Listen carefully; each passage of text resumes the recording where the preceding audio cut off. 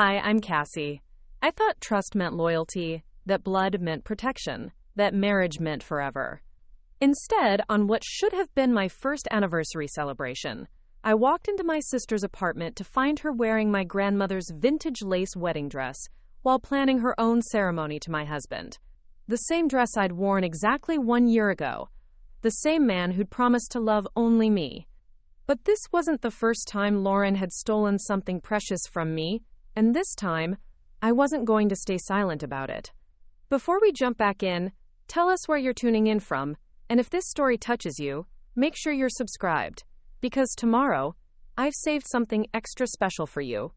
The October wind in Millbrook, Vermont carried the sharp scent of dying leaves and wood smoke from chimneys that had just been awakened for the season. I pulled my wool coat tighter as I climbed the narrow stairs to Lauren's second-floor apartment, a bottle of champagne in one hand and a small wrapped box in the other. Today marked exactly 1 year since Derek and I had exchanged vows in the little stone church on Elm Street, and despite everything that had felt off lately between us, I wanted to celebrate properly. Lauren had been distant since the wedding, claiming work stress and needing space to figure things out. She'd missed our monthly sister dinners, canceled weekend plans, and barely responded to my texts. I thought surprising her with champagne and the pearl earrings that had belonged to our great aunt might bridge whatever gap had formed between us. Sisters fight, I told myself as I knocked on her door. Sisters make up. The door was unlocked, which wasn't unusual for Lauren. She'd always been careless about security, leaving windows cracked and doors unlatched in our small town, where crime was limited to teenagers toilet papering the mayor's oak trees. I called out as I stepped inside, my voice echoing in the narrow hallway that smelled faintly of lavender and something else I couldn't quite place. Lauren? I brought bubbly and those earrings I promised you. No answer came, but I could hear movement from the bedroom, soft rustling like fabric being arranged and rearranged. I set the champagne on her kitchen counter, noting the unusual cleanliness of the space. Lauren had never been tidy, but her apartment looked almost sterile today, as if she'd spent hours scrubbing away evidence of living. I moved toward the bedroom, still calling her name. The door was slightly ajar, and through the crack I caught a glimpse of ivory fabric. My heart did a strange little skip, though I couldn't say why. Maybe it was because the color reminded me so strongly of my wedding day, of the dress that had belonged to 3 generations of women in our family before me. I pushed the door open gently, not wanting to startle her, and froze completely. Lauren stood in front of her full-length mirror, but she wasn't wearing any ordinary dress. She was wearing my wedding dress. Our grandmother's vintage lace creation, with its delicate pearl buttons and flowing train that had been altered specifically for my measurements just 2 years ago. The dress that was supposed to be hanging safely in my closet at home, wrapped in acid-free tissue, and stored in the cedar chest Derek had bought for our first anniversary. For a moment, my brain couldn't process what I was seeing. The fabric hung differently on Lauren's taller frame, the bodice too loose in some places, too tight in others. She'd pinned sections to make it work, and there were new alterations marked with bright chalk that made me feel physically sick to my stomach. Lauren? My voice came out as barely a whisper. She spun around, her face cycling through shock, guilt, and then something harder that I'd never seen from her before: defiance. She didn't try to cover herself or explain. She just stood there in my dress, my grandmother's dress, like she had every right in the world to be wearing it. Cassie. She said my name like it was an inconvenience, like I was interrupting something important. You're early. Early. As if this were a scheduled appointment. As if she'd been expecting me to find her like this, and had simply miscalculated the timing. What are you doing? The question came out flat, empty of the emotion that was building like a storm in my chest. Why are you wearing my dress? Lauren smoothed the lace with her hands, a gesture that made my stomach turn. She'd always had beautiful hands, long fingers that she claimed were perfect for piano if she'd ever bothered to learn. Now those hands were touching fabric that had been blessed by 3 generations of marriages, and every touch felt like a violation. It fits better than I expected, she said, turning back to the mirror as if I weren't standing there at all. The seamstress said the alterations would be minimal. The seamstress. The alterations. The casual way she mentioned these things, as if they were perfectly normal, as if she had permission, as if this dress belonged to her, instead of being the most sacred thing I owned. Lauren, take it off, now. My voice was stronger this time, though my hands were starting to shake. This is my wedding dress, our grandmother's dress. You can't just what? She turned to face me again, and this time there was something almost cruel in her expression. Can't just wear a dress that's been sitting in your closet for a year, never to be worn again? Can't just put it to good use instead of letting it rot in mothballs? Good use. The words hit me like a physical blow. This wasn't about nostalgia or sisterly sharing. This wasn't Lauren having a moment of weakness or trying on the dress for fun. The chalk marks, the seamstress, the way she stood in front of that mirror like she was practicing. You're getting married. It wasn't a question. The realization crashed over me with horrible clarity. You're getting married in my dress. Lauren's smile was small and sharp, the kind she'd worn as a child when she'd successfully stolen the last cookie or convinced our parents that I was the one who'd broken the vase. November 15th. The venue is already booked. November 15th. Less than a month away. Which meant this had been planned for weeks, maybe months. While I'd been worrying about our relationship, wondering why she seemed distant, she'd been planning a wedding and stealing my dress to wear to it. Who? I asked, though part of me already knew. The sick feeling in my stomach was getting stronger, and there was only one reason Lauren would be this cruel, this deliberate in her theft. Who are you marrying? She didn't answer immediately. Instead, she turned back to the mirror and adjusted the neckline, pulling it lower than I'd ever worn it. The modification felt obscene, like watching someone deface a painting. Someone who appreciates what he has, she said finally. Someone who doesn't take things for granted. The words were designed to hurt, and they succeeded. But they also confirmed what I was beginning to suspect, the horrible possibility that was forming in the back of my mind like a cancer. Lauren. My voice was barely audible now. Who are you marrying? She met my eyes in the mirror, and for the first time since I'd walked in, she looked genuinely happy. Triumphant even. Like she'd been waiting months for this moment, this revelation, this chance to destroy everything I thought I knew about my life. Derek proposed 3 weeks ago, she said, her voice soft and dreamy like she was talking about a fairy tale. He said he'd been planning it for months, waiting for the right time. He's so romantic, Cassie. He took me to that little restaurant in Burlington, the one with the view of the lake. He got down on one knee right there at the table, didn't care who was watching. The room tilted sideways. Derek? My Derek? My husband of exactly 1 year, who had kissed me goodbye this morning and told me he was working late on the Hamilton account. Derek, who had been distant and distracted for months, who blamed work stress and my own insecurities when I asked if something was wrong. That's impossible, I said, but even as the words left my mouth, I knew they weren't true. The late nights, the phone calls he took in another room, the way he'd stopped touching me without being asked, the way he'd forgotten our anniversary until I reminded him this morning. He filed for divorce yesterday, Lauren continued, still admiring herself in the mirror. His lawyer said it should be finalized well before the wedding. Something about irreconcilable differences and growing apart. Very amicable, very mature. Filed for divorce. Yesterday, while I'd been at home planning our anniversary dinner, Derek had been in a lawyer's office dissolving our marriage so he could marry my sister. In my dress. In our grandmother's dress that had been worn by 3 generations of women who'd believed in forever. I sank onto Lauren's bed, the small wrapped box still clutched in my hand. The pearl earrings that had belonged to Great-Aunt Catherine, who'd lived to be 97 and sworn that love was the only thing worth fighting for. I'd brought them as a peace offering, as a way to rebuild the relationship with my sister that I thought had been damaged by normal sibling tension. How long? I asked, though I wasn't sure I wanted to know the answer. How long what? How long have you been sleeping with my husband? Lauren turned away from the mirror finally, and when she looked at me, there was no guilt in her expression, no shame or regret or even basic human decency. Just satisfaction, like she'd won a game I hadn't even known we were playing. "Since your wedding day," she said simply. "He said I looked beautiful in the maid of honor dress. Said he'd made a mistake, chosen the wrong sister. We both had too much champagne at the reception, and one thing led to another. My wedding day. They'd started their affair at my wedding, probably while I was upstairs changing out of this very dress. While I was thanking guests and cutting cake and believing that I was starting the happiest chapter of my life, my new husband was falling in love with my sister."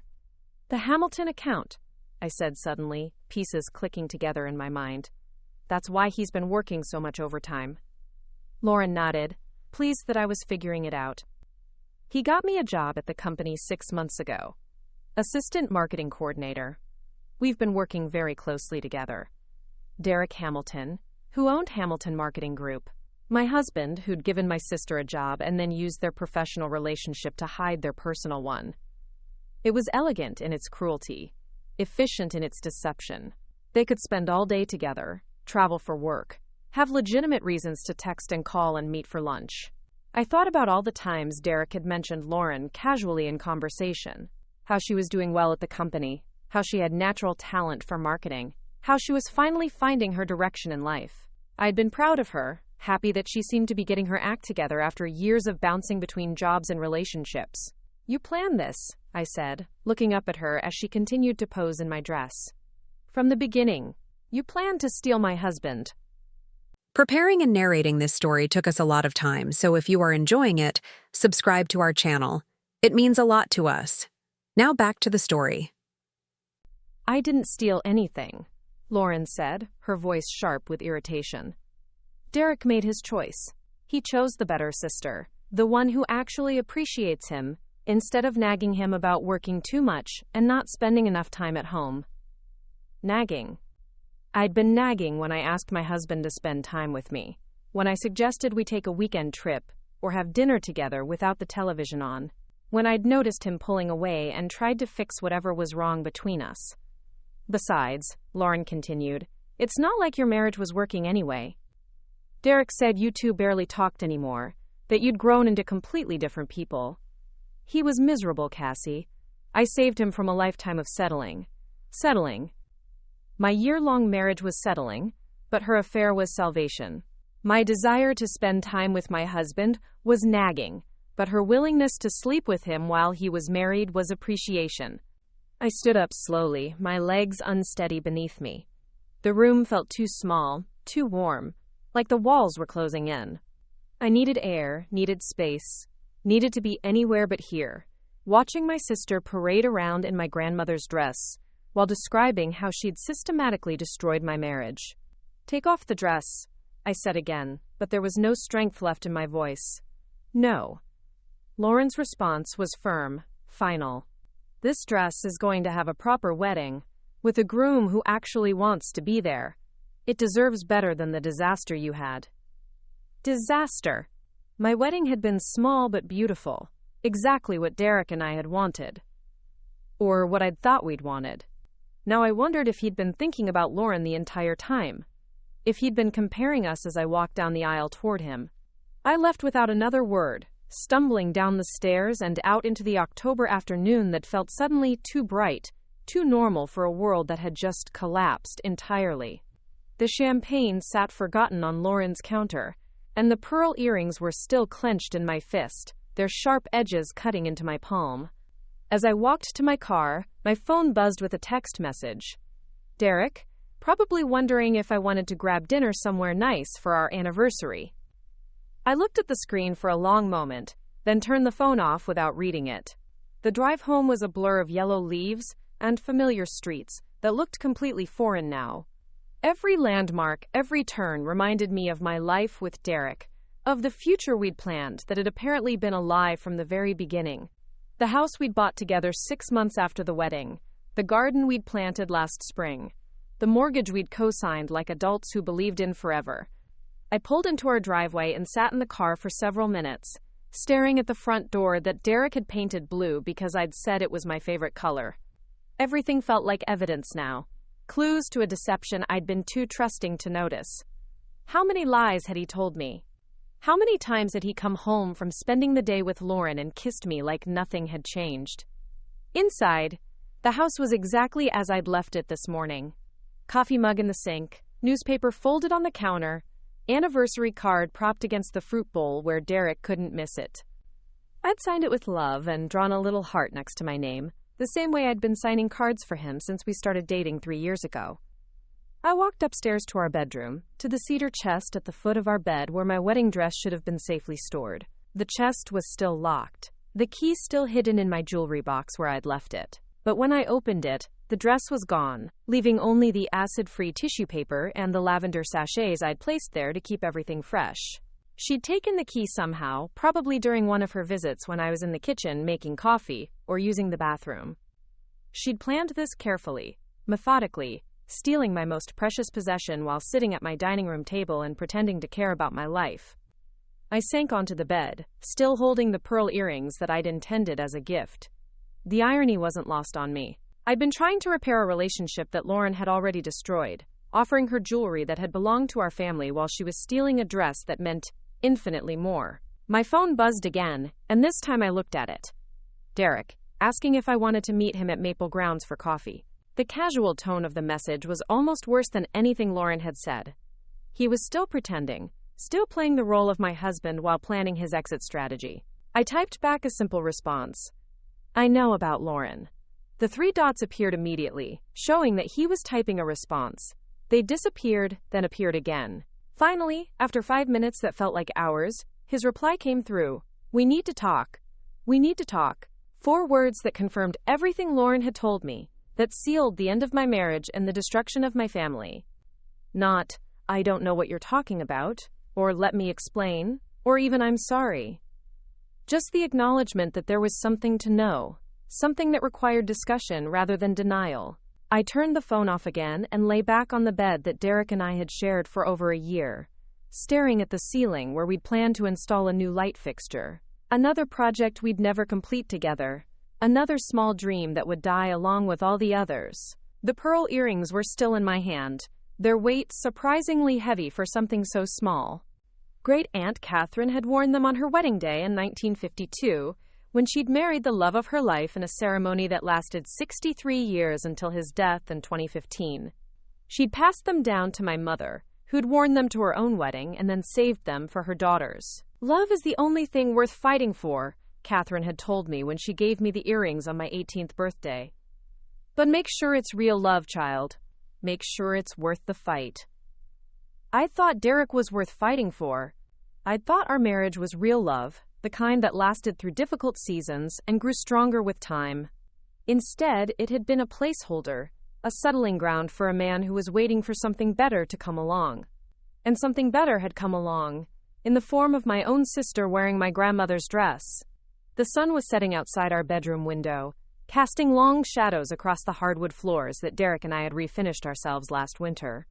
We'd worked side by side for weeks, sanding and staining and sealing, building something beautiful together with our own hands.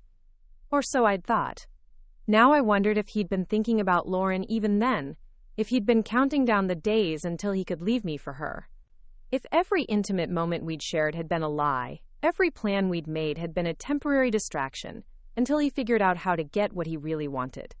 I closed my eyes and tried to remember the last time Derek had told me he loved me without being prompted.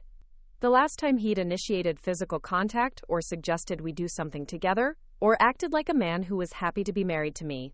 The memories were foggy, distant, like looking at photographs that had been left too long in the sun.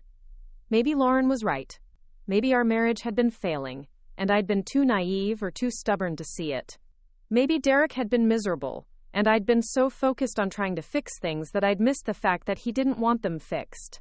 Maybe he'd wanted out long before Lauren gave him a reason to leave. But even if that were true, even if our marriage had been doomed from the start, that didn't excuse what they'd done. The lies, the betrayal, the cruelty of starting their affair on our wedding day and continuing it for an entire year while I planned anniversary dinners and bought gifts for my husband and tried to be a good sister to the woman who was sleeping with him. I opened my eyes and looked around the bedroom that would soon belong only to me if Derek let me keep the house in the divorce.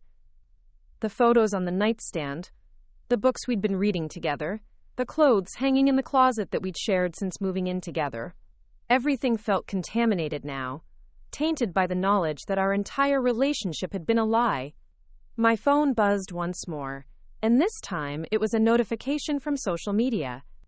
Lauren had posted a photo of herself in my wedding dress, captioned with a simple ring emoji and the date November 15th. Already, comments were pouring in from friends and family members congratulating her, expressing surprise and excitement about her sudden engagement. No one seemed to recognize the dress. No one seemed to realize that she was wearing the same gown I'd worn exactly 1 year ago, or that the man she was marrying was my husband. In the photo, she looked radiant, transformed, like a woman who'd finally gotten everything she'd ever wanted. I stared at the image until it blurred, then deleted the app from my phone entirely. I didn't want to see the engagement photos, the wedding planning updates, the countdown to the day my sister would marry my husband in my grandmother's dress. I didn't want to watch my life being reconstructed with Lauren as the leading lady and me as a footnote in their love story. The house felt impossibly quiet as darkness settled over Millbrook. Somewhere out there, Derek was probably with Lauren, celebrating their engagement and planning their future together. Somewhere out there, my family was probably learning about the wedding through social media, just like I had. Somewhere out there, life was continuing as if my world hadn't just ended completely. But here, in the bedroom I'd shared with a man who'd never really loved me, surrounded by the remnants of a marriage that had been doomed from its very beginning, I finally allowed myself to feel the full weight of what I'd lost. Not just Derek, though his betrayal cut deep. Not just my marriage, though its failure felt like my own personal disaster. I'd lost my sister. I'd lost the woman who'd been my maid of honor, my confidant, my closest friend since childhood. I'd lost the person I'd trusted more than anyone else in the world, who'd used that trust to destroy everything I'd held dear. And somehow, that loss felt even greater than losing my husband. Because Derek had chosen to leave, but Lauren had chosen to take him. Derek had broken his promises to me, but Lauren had broken something deeper. The bond between sisters that I'd believed was unbreakable.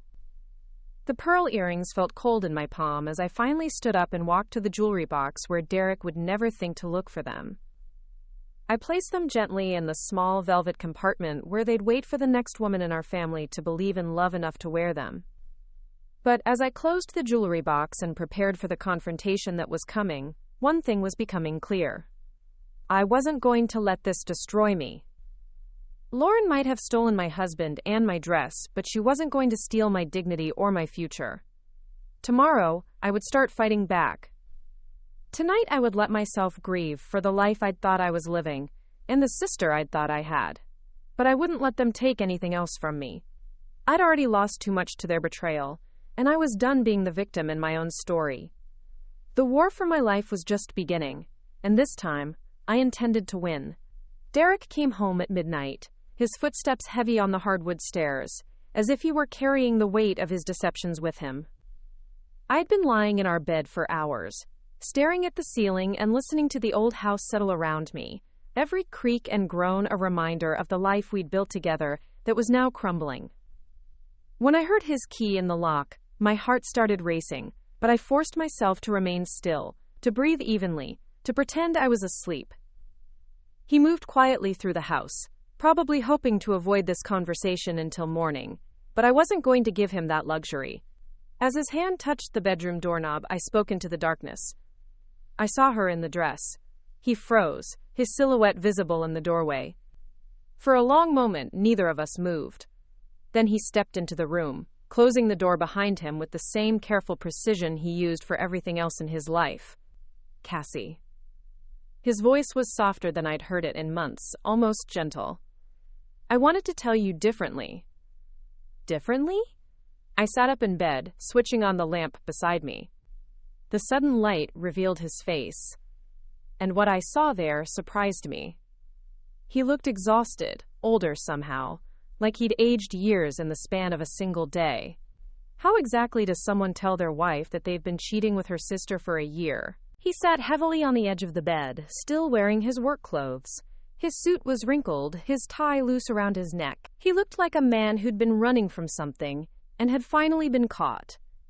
It wasn't supposed to happen like this, he said, running his hands through his hair. None of this was planned. Which part wasn't planned? Sleeping with Lauren on our wedding day? Getting her a job at your company? Proposing to her while you were still married to me? Or stealing my grandmother's dress for her to wear? Each question hit him like a physical blow. I could see him flinch with every word, but I wasn't finished. The anger I'd been holding back all evening was finally finding its voice. The divorce papers, Derek. You filed divorce papers without telling me. Your wife of exactly 1 year found out she was getting divorced from her sister, who's wearing her wedding dress and planning to marry her husband. Which part of that wasn't planned? He was quiet for so long I thought he might not answer at all. When he finally spoke, his voice was barely above a whisper. I fell in love with her. 4 words that should have destroyed me completely. Instead, I felt something cold and hard settling in my chest, like ice forming over a deep lake. The pain was still there, but it was distant now, muffled by a clarity I hadn't felt in months. When? I asked, my voice surprisingly steady. When did you fall in love with my sister? At the wedding. He couldn't look at me as he said it. During the reception, you were upstairs changing, and she was sitting alone at the head table. She looked so beautiful in that blue dress, but more than that, she looked sad, like she was watching something she wanted but couldn't have. She was watching my husband, I said flatly. She was watching someone she'd been in love with for years. Derek's admission hung in the air between us like a confession that explained everything and nothing at all. She told me that night that she'd had feelings for me since before we got engaged, that she'd never said anything because she didn't want to hurt you. So instead, she decided to sleep with you at my wedding. How thoughtful. Derek winced again. We were both drunk, we both made mistakes. But when I woke up the next morning, I couldn't stop thinking about her, about the conversation we'd had, about the way she understood things about me that you never seemed to get. Things about him that I never seemed to get. I thought about all the times I'd tried to understand Derek's moods, his silences, his sudden need to work late or travel for business. All the times I'd ask if something was wrong and been told I was imagining things. What things? I asked. She gets my ambition. She understands why I work the hours I do, why building the company is important to me. You always wanted me to come home earlier, to take weekends off, to choose you over my career. Lauren encourages me to pursue my goals. I encouraged you too. I just also wanted to spend time with my husband. You wanted me to be someone I'm not, Derek said, and for the first time since he'd entered the room, he looked directly at me. You wanted a husband who was content with a small life, who was satisfied with dinner parties and weekend trips and anniversary celebrations. That's not who I am. Then why did you marry me? The question seemed to catch him off guard. He opened his mouth, then closed it again, like he was searching for an answer that wouldn't be cruel. I thought I could learn to be that person, he said finally. I thought marriage would change me, make me want different things. But it didn't. If anything, it made me realize how much I was giving up. What were you giving up? I never asked you to quit your job or stop pursuing your dreams. I just wanted to be part of your life. You wanted to be the most important part of my life. You wanted me to prioritize our relationship over everything else. Lauren understands that my work comes first, that building something lasting is more important than romantic dinners and couples vacations. I stared at him, really seeing him for perhaps the first time since we'd met. Derek Hamilton, the ambitious entrepreneur who'd swept me off my feet with his confidence and drive. I'd been attracted to his passion, his determination to build something meaningful. But I'd also wanted him to save some of that passion for me, for us. When did you ask her to marry you? I needed to know the timeline, to understand how long he'd been planning this betrayal. 2 weeks ago. But I've been thinking about it for months. I've been trying to figure out how to tell you, how to end our marriage without destroying you. Without destroying me? I laughed, but there was no humor in it. Derek, you've been cheating on me for a year with my sister. You gave her a job so you could see her every day. You proposed to her while you were still married to me. You let her steal my wedding dress. How exactly did you think you were going to avoid destroying me? I thought if I handled the divorce quietly, if we said it was mutual, if we kept the details private. He trailed off, probably realizing how ridiculous he sounded. You thought I'd just quietly disappear so you and Lauren could live happily ever after without any messiness or complications. I thought you'd understand eventually. I thought you'd want me to be happy. The presumption in that statement was breathtaking. He'd assumed I would put his happiness above my own, that I would gracefully step aside so he could marry the woman he really loved. He'd assumed I would prioritize his needs, even as he systematically dismantled my life. Did you ever love me? The question came out smaller than I'd intended, vulnerable in a way that I hated. Derek was quiet for a long time, and in that silence, I found my answer. I loved the idea of you, he said eventually. I loved how you looked next to me, how you made me feel stable and settled. I loved that you believed in me, that you thought I was capable of great things. But you didn't love me. I loved parts of you. But I was never in love with you, not the way I am with Lauren. The honesty was brutal and somehow liberating at the same time. For a year, I'd been trying to fix a marriage that had been broken from the beginning, trying to reconnect with a man who had never been fully connected to me in the first place. I want you out of the house, I said. Cassie, we need to talk about the practical things. The mortgage, the assets, I want you out of the house tonight. You can get your clothes and your personal items, but I want you gone within the hour. Derek stood up slowly, like a man who'd just received a death sentence. Where am I supposed to go? To Lauren's. To a hotel. I don't care. But you're not sleeping in our bed anymore. He nodded, accepting the judgment without argument. As he moved around the room, gathering clothes and toiletries, I watched him with a strange detachment. This man who'd shared my bed for over a year, who'd promised to love me forever, who'd been my husband in name while loving my sister in reality. The dress, I said as he packed his laptop bag. I want it back. Lauren's having it altered. The wedding is in 3 weeks. I don't care about Lauren's wedding. That dress belongs to my family. It's been worn by 4 generations of women, and it's not going to be worn by someone who stole it. You can't take back a gift. I never gave it to her. She took it without permission. That's called theft. Derek zipped his bag and turned to face me. She's your sister, Cassie. This is hard enough without making it ugly. She made it ugly when she stole my husband and my dress. I'm just refusing to pretend otherwise. He left without saying goodbye, carrying 2 suitcases and his laptop bag like a traveling salesman heading to the next town. I heard his car start in the driveway, then the sound of gravel crunching under his tires as he drove away from the house we'd bought together, away from the marriage he'd never wanted, toward the woman he'd chosen instead of me.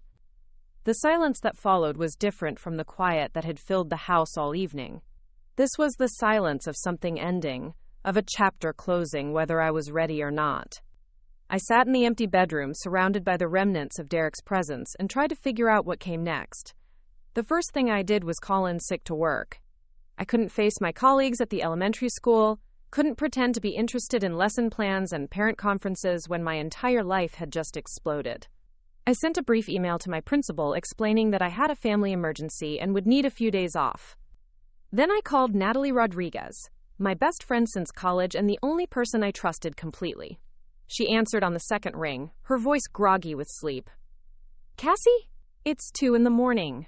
Are you okay? Derek's been cheating on me with Lauren for a year. He filed for divorce yesterday and proposed to her last week.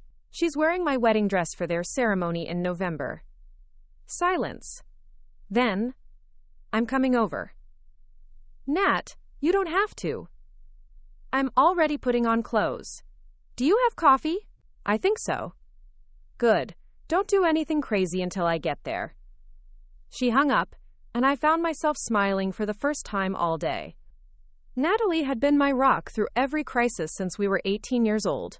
She'd helped me through my parents' messy divorce, through the death of my grandmother, through the anxiety of starting my teaching career. If anyone could help me navigate this disaster, it was her. While I waited for Natalie to arrive, I started documenting everything. I took photos of Derek's empty closet, his missing toiletries, the divorce papers he'd left on the kitchen counter. I screenshot the social media post Lauren had made about her engagement, saved the photo of her in my dress. I wrote down everything I could remember about their conversation in her apartment. every cruel word and casual admission. I wasn't sure what I was going to do with the evidence, but something told me I would need it. Derek and Lauren had planned this betrayal carefully, methodically. They'd covered their tracks and prepared their story.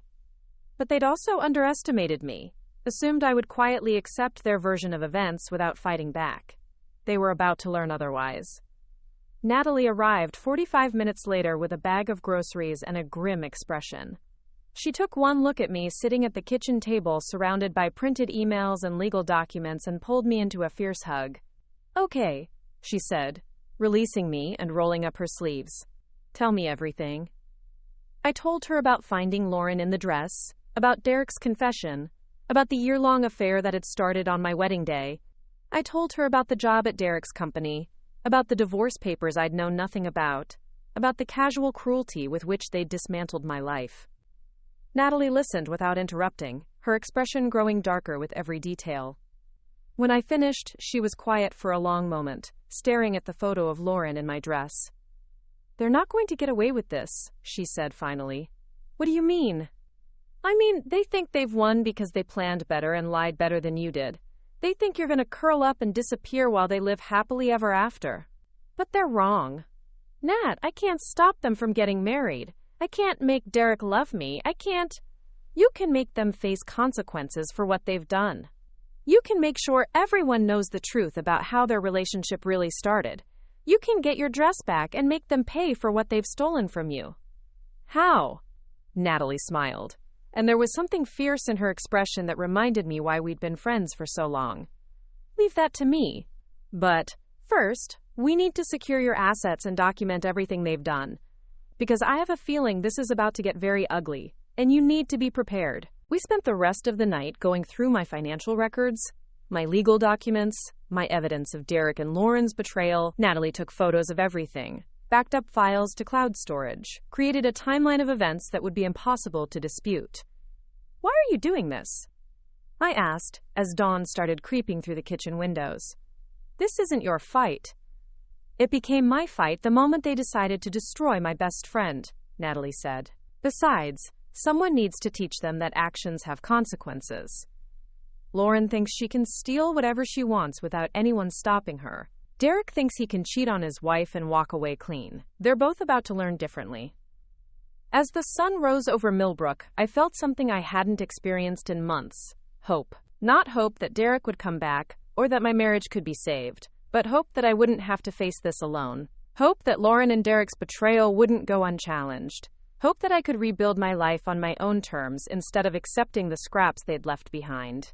The war for my dignity was just beginning, and for the first time since this nightmare started, I felt ready to fight. By noon, Natalie had helped me change all my passwords, secure my bank accounts, and contact a divorce attorney who specialized in adultery cases. The lawyer, Patricia Kim, agreed to meet with us that afternoon after I explained the situation. Document everything, she'd advised over the phone. Social media posts, text messages, financial records, anything that proves the timeline of their relationship. In cases like this, evidence is everything. We drove to Burlington through October countryside that looked like a postcard, all flame-colored maples and rolling hills dotted with white farmhouses. Under normal circumstances, I would have found the scenery soothing. Today, it felt like a mockery of my inner turmoil. Patricia Kim's office was in a converted Victorian house near the University of Vermont campus.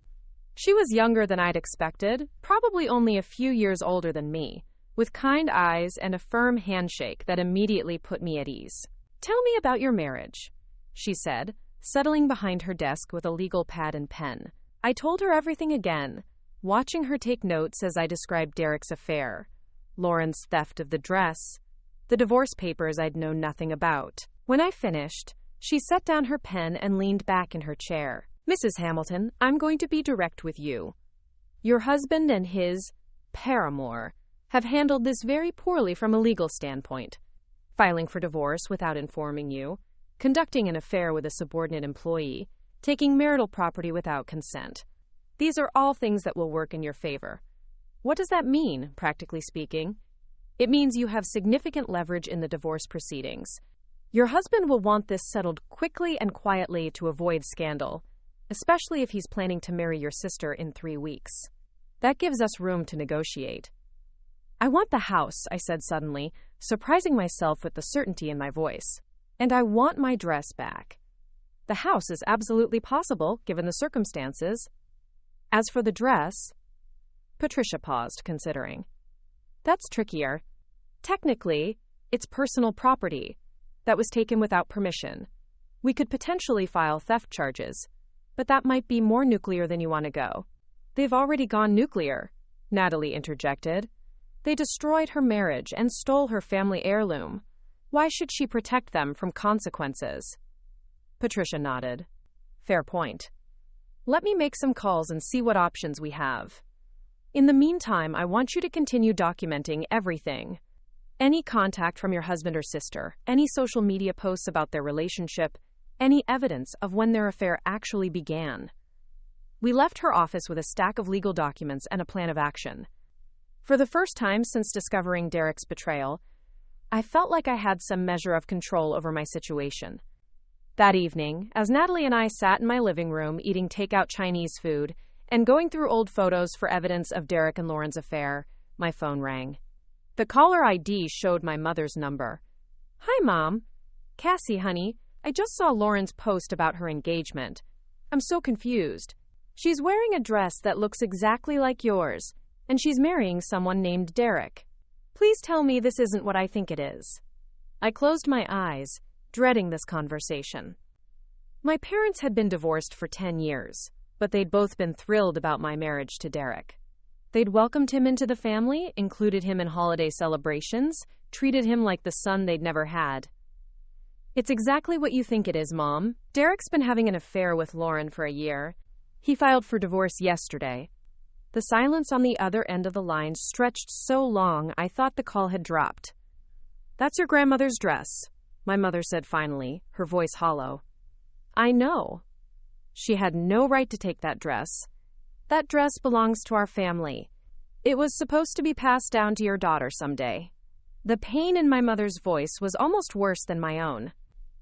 That dress represented 4 generations of women who'd believed in love, who'd worn it with hope and joy and the promise of forever. Lauren had turned it into a symbol of betrayal and theft. I'm going to get it back, I promised. How? I don't know yet. But I'm not letting her keep it. After I hung up, I stared at the photos scattered across my coffee table. Wedding pictures of Derek and me, family gatherings where Lauren stood smiling beside us, vacation shots where she posed with her arm around my shoulders. In every image, she looked like a loving sister, a devoted family member. But now I could see something else in her expression, something I'd missed at the time. A calculating look, like she was studying Derek and me, figuring out what she wanted and how to get it. She planned this from the beginning, I said to Natalie. Look at these photos. She's been watching us, learning our relationship, waiting for her chance. Natalie studied the pictures. You're right. Look at this one from your birthday last year. She's not even looking at you. She's staring at Derek. The photo showed Derek presenting me with a birthday cake while Lauren stood in the background. I was smiling at the camera, completely oblivious to the fact that my sister was studying my husband like prey. How long do you think she'd been planning this? I asked. Probably since your engagement. Maybe even before that. The thought made me physically sick. While I'd been planning my wedding, choosing flowers and music and writing vows, Lauren had been planning to steal my groom. While I'd been picking out bridesmaid dresses and asking her to be my maid of honor, she'd been figuring out how to destroy my marriage. We need to expose them, I said suddenly. We need to make sure everyone knows the truth about how their relationship really started. What are you thinking? I looked at the photos again, at the evidence of Lauren's deception hidden in plain sight. I'm thinking it's time to tell our story. The real story. Before they get to control the narrative. Natalie smiled. Now you're talking. What did you have in mind? Leave that to me, I said, echoing her words from the night before. But first, I want to pay Lauren a visit. It's time to get my dress back. 2 days later, I stood outside Lauren's apartment building with Patricia Kim at my side and a legal document in my hand. The October morning was crisp and clear, the kind of day that made Vermont look like a picture book. Under different circumstances, I might have appreciated the beauty of it. Today, all I could think about was getting my grandmother's dress back. "Remember," Patricia said as we climbed the stairs, "this is a civil matter. We're here to retrieve stolen property, not to engage in a confrontation. Let me do most of the talking." I nodded, though part of me wanted nothing more than to confront Lauren directly about what she'd done. The past 48 hours had been a whirlwind of legal consultations, document filing, and sleepless nights spent going through old photos and messages, looking for evidence of the affair I'd been too trusting to notice. Patricia knocked on the door with the confidence of someone accustomed to difficult conversations. After a few moments, Lauren opened it, still in her pajamas, with her hair pulled back in a messy bun. When she saw me standing there with a lawyer, her face went through a series of expressions, before settling on defiant irritation. "Cassie, I should have known you'd do something dramatic like this." "Miss Parker," Patricia stepped forward, extending a business card. "I'm Patricia Kim, representing your sister in her divorce proceedings. We're here about some personal property that needs to be returned." Lauren took the card but didn't look at it. Her eyes were fixed on me, and I could see the calculation happening behind them. She was trying to figure out how much trouble she was in and how to minimize the damage. "What personal property?" she asked, though we all knew exactly what we were talking about. "A vintage wedding dress that belongs to Mrs. Hamilton. Family heirloom, significant monetary and sentimental value. It was taken without permission and is currently being altered for unauthorized use. Cassie gave me permission to borrow it," Lauren said quickly. "We talked about it months ago." The lie came so easily, so naturally, that I almost admired her audacity. If I hadn't been absolutely certain that no such conversation had ever taken place, I might have doubted my own memory. "That's interesting," Patricia said, pulling out a small notebook. "Can you tell me when this conversation took place? Any witnesses present? Perhaps you have a text message or email confirming the arrangement?" Lauren's face flushed. "It was a private conversation between sisters.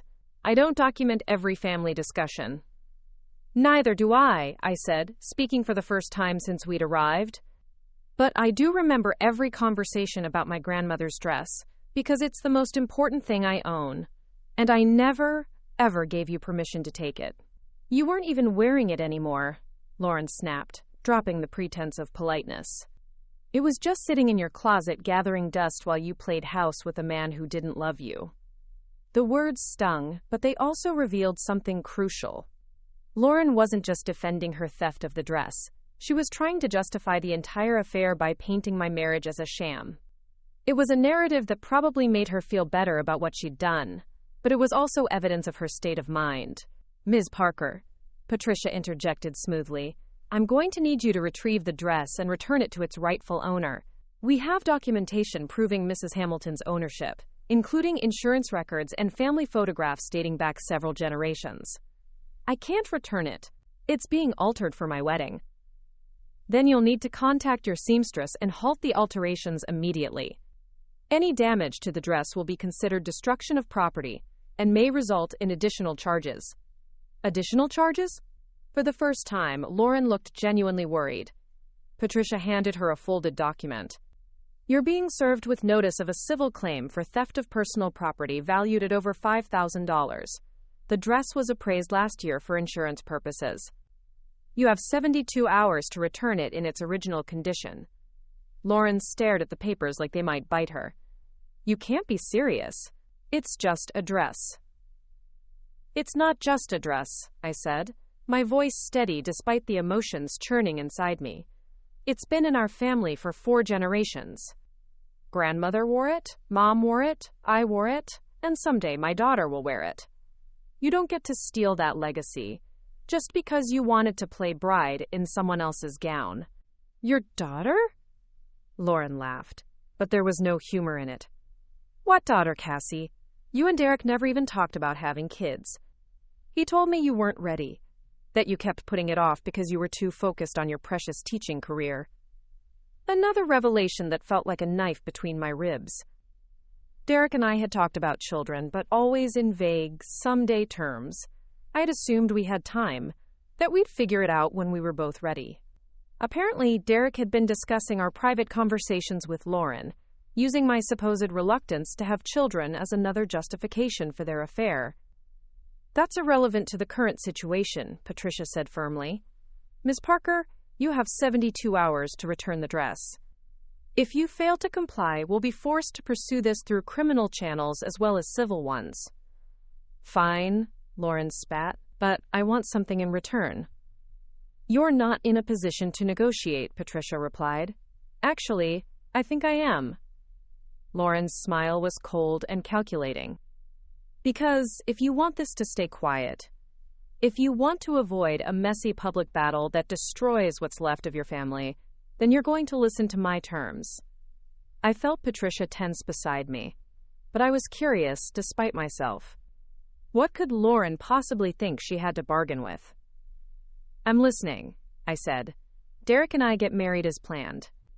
You don't contest the divorce, you don't demand alimony, and you don't try to take the business or any of the assets he built before your marriage. In exchange, I'll return your precious dress and we'll all move on with our lives like civilized adults. The audacity of it was breathtaking. She wanted me to quietly disappear from my own life, to hand over everything I was entitled to in the divorce, to pretend that her betrayal hadn't happened. She was offering to return something she'd stolen in exchange for me giving up everything I had a legal right to claim. Counteroffer, Patricia said, before I could respond. You return the dress within 72 hours as legally required, and we don't press charges for theft, adultery-related workplace harassment, and conspiracy to defraud Mrs. Hamilton of her marital assets. Adultery isn't illegal in Vermont, Lauren said, but her confidence was wavering. No, but sexual harassment in the workplace is. And when an employer gives preferential treatment to an employee he's having an affair with, especially when that affair involves deception and manipulation of a spouse, it creates a hostile work environment for other employees. I'm sure the Vermont Department of Labor would be very interested in investigating Hamilton Marketing Group's hiring and promotion practices. Lauren's face went pale. I could see her realizing that this wasn't just about a stolen dress anymore. Derek's business could be seriously damaged if word got out about their affair, especially if it came to light that he'd hired his mistress and given her advantages over other employees. You wouldn't, she said, but her voice lacked conviction. Try me, Patricia replied calmly. I represent Mrs. Hamilton's interests, and her interests include ensuring that the people who betrayed her face appropriate consequences for their actions. 72 hours, I said, my voice carrying a finality that surprised even me. Return the dress, Lauren. It was never yours to take. We left her standing in her doorway, clutching the legal papers and looking like someone who'd just realized the game she thought she was winning had rules she hadn't considered. As we walked back to Patricia's car, I felt something I hadn't experienced since this nightmare began. Satisfaction. Not happiness, exactly, but the grim pleasure of watching Lauren's carefully constructed world start to crumble under the weight of consequences she'd never expected to face. Think she'll comply? Patricia asked as we drove away. She'll return the dress, I said with certainty. She's too smart to risk criminal charges over it. But she's not going to go quietly. I was right. Within hours of our visit, my phone started buzzing with angry messages from family members. Lauren had apparently launched a preemptive strike, calling relatives to tell them that I was being vindictive and petty, that I was trying to destroy her happiness out of jealousy and spite. The first call came from my Aunt Margaret, Mom's older sister, who'd always had opinions about everyone else's business. Cassie, honey, Lauren called me in tears. She says you're trying to have her arrested over a dress. Don't you think you're taking this a bit too far? Aunt Margaret, did Lauren mention that the dress she's talking about is grandmother's wedding dress, the one that's been in our family for 4 generations? Did she mention that she took it from my house without permission? Well, yes, but families share things. It's just a dress, sweetheart. Is it really worth destroying your relationship with your sister over clothing? It's not about the dress, I said, though I was getting tired of explaining this to people. It's about the fact that Lauren has been having an affair with my husband for a year, and taking the dress was just the final insult. Silence. Then, she's having an affair with Derek? She's marrying Derek in 3 weeks. They've been together since my wedding day. More silence. I could practically hear Aunt Margaret recalculating the situation, realizing that Lauren had conveniently left out some crucial details in her tearful phone call.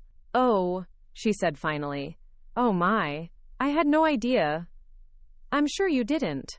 Lauren's been very selective about what information she shares. The calls continued throughout the day. Lauren had contacted every relative she could think of, spinning a story that painted me as a bitter ex-wife, trying to sabotage her new relationship.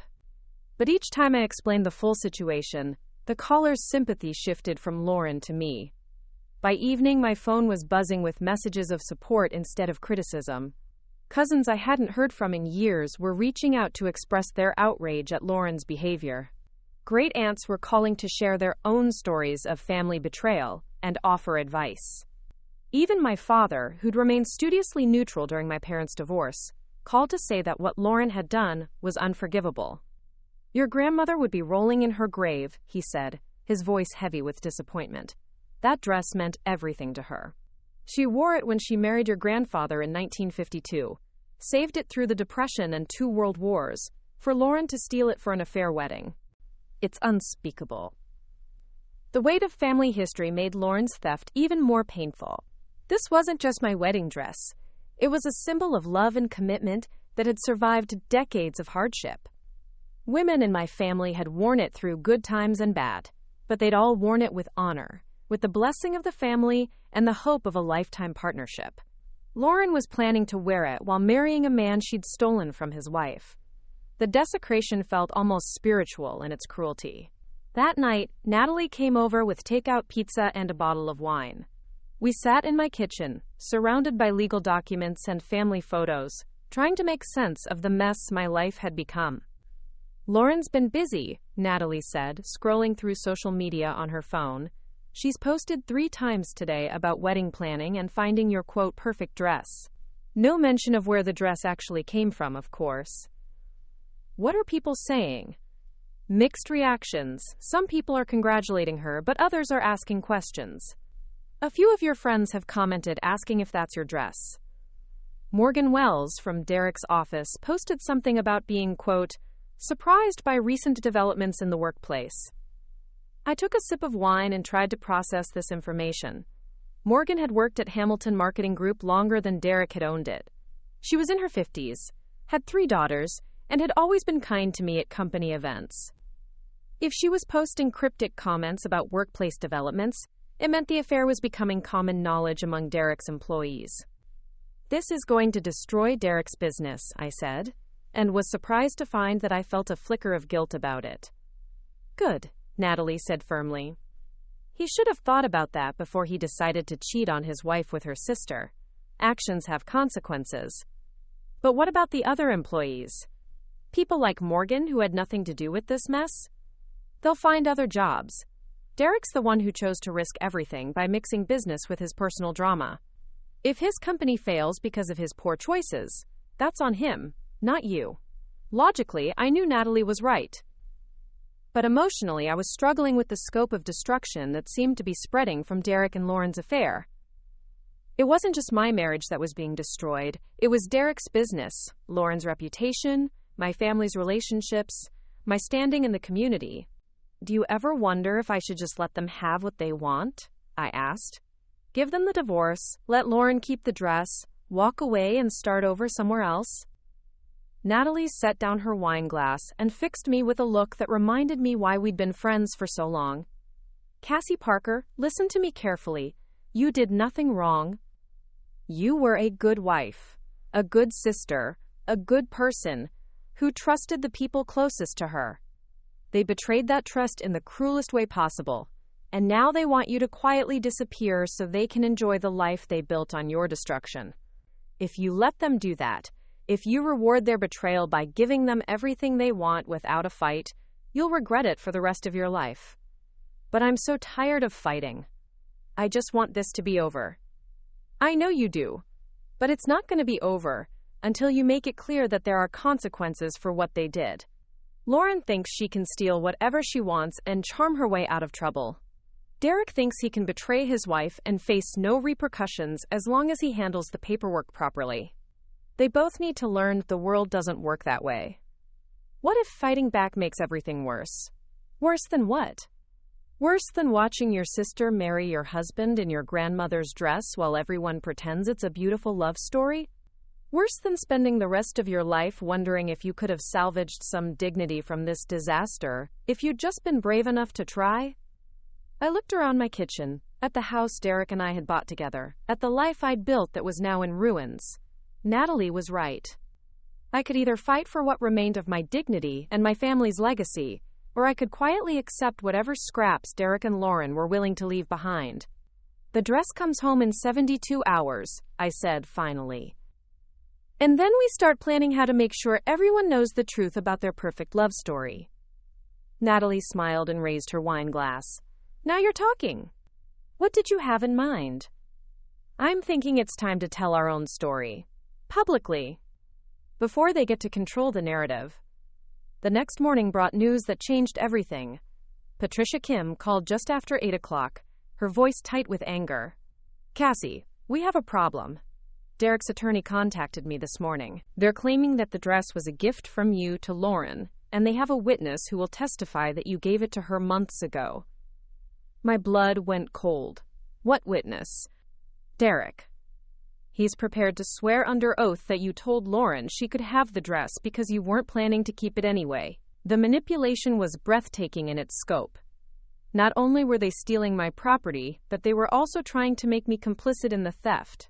Derek was prepared to lie under oath to protect Lauren, to add perjury to the growing list of crimes they were willing to commit to get what they wanted. Can they do that? Can Derek testify against me in a civil case? Unfortunately, yes. Spousal privilege doesn't apply in civil matters, and he's not technically your spouse anymore since he filed for divorce. His testimony would be self-serving and questionable, but it would complicate our case significantly. I sank into a kitchen chair, feeling the weight of their coordinated attack.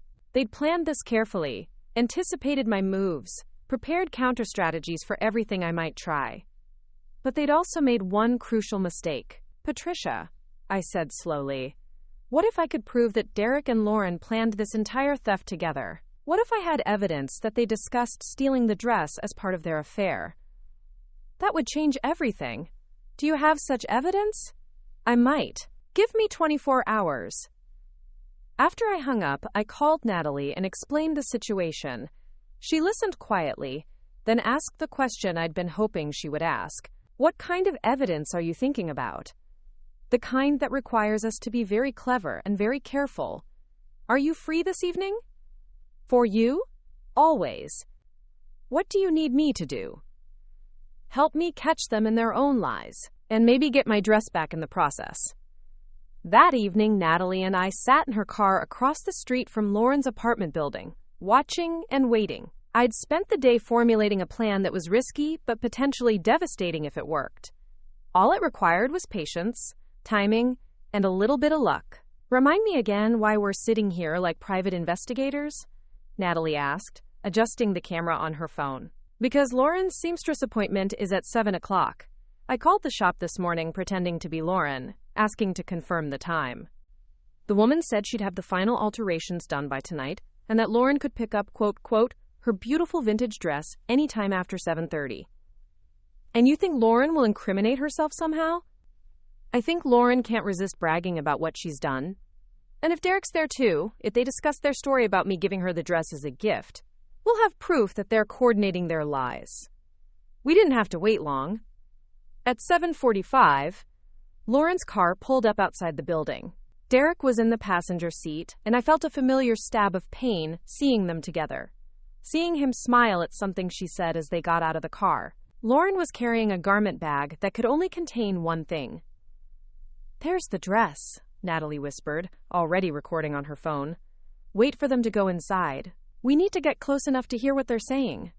Lauren and Derek climbed the stairs to her apartment, their voices carrying in the crisp evening air. We got out of the car and moved closer, staying hidden behind a large maple tree that gave us a clear view of Lauren's windows. Can't believe Cassie actually served me with legal papers, Lauren was saying as they reached her door. As if I'm some kind of criminal for wearing a dress that was just sitting in her closet.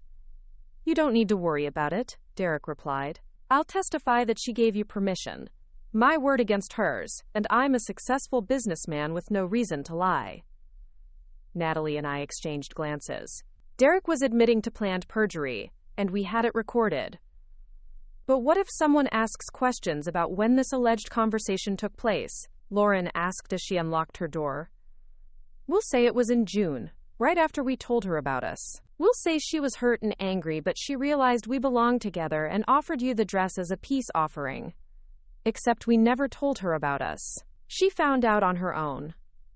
She can't prove that. We'll say she's confused about the timeline because she was emotionally distraught. They disappeared inside the apartment, but their voices continued to carry through the thin walls and open windows. Natalie and I crept closer, positioning ourselves where we could hear clearly while remaining hidden. I still can't believe how perfectly this worked out, Lauren was saying. Getting the job at your company, having an excuse to spend time together, getting the dress. It's like everything fell into place. You made it fall into place, Derek replied. You planned this better than any marketing campaign I've ever run. I had to. I've been in love with you since before you met Cassie. I wasn't about to let her have you just because she saw you first.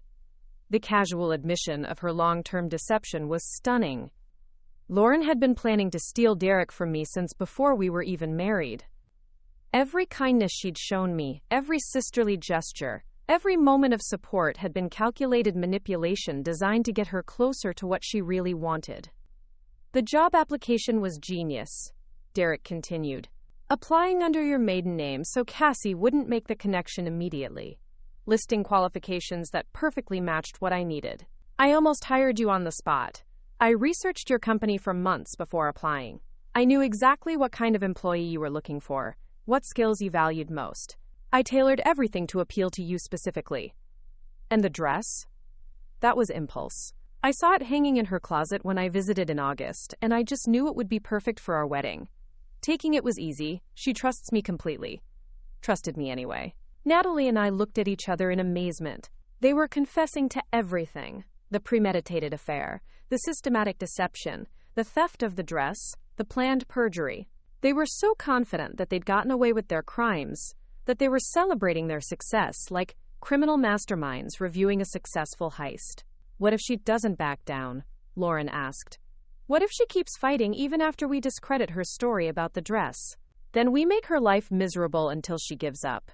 I know things about Cassie that could destroy her reputation, her career, her relationships with everyone in town. She's not as pure and perfect as everyone thinks. What kind of things? Doesn't matter. The point is, she knows I could ruin her if I wanted to. She'll back down rather than risk having her secrets exposed. I felt Natalie's hand close around my arm, steadying me as Derek's words hit home. He was threatening to destroy me with lies, to use fictional secrets to blackmail me into silence. The man I'd married, the man I trusted with my heart and my future, was prepared to publicly humiliate me to protect his new relationship. You're brilliant, Lauren said, and I could hear the admiration in her voice.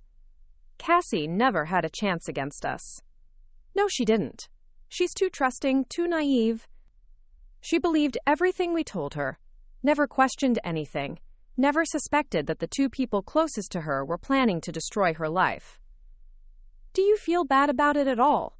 Lauren asked. Why would I? Cassie and I were never right for each other. She wanted a husband who would be content with a small life, who would prioritize her over his ambitions. That's not who I am. You understand me in ways she never could. She was good to you, though. She supported your dreams, helped build your business. She was useful, Derek said dismissively. But usefulness isn't love. I'm in love with you, Lauren. I have been since our wedding night. Everything else has just been logistics. Logistics.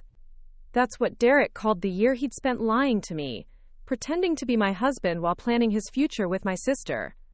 Our marriage, my heartbreak, my trust, all of it was just logistics to be managed while he pursued what he really wanted. We'd heard enough. As quietly as we'd arrived, Natalie and I crept back to her car. both of us shaking with adrenaline and outrage. Once we were safely away from Lauren's building, Natalie stopped the car and turned to me. "Please tell me you got all of that." I held up my phone, which had been recording the entire conversation.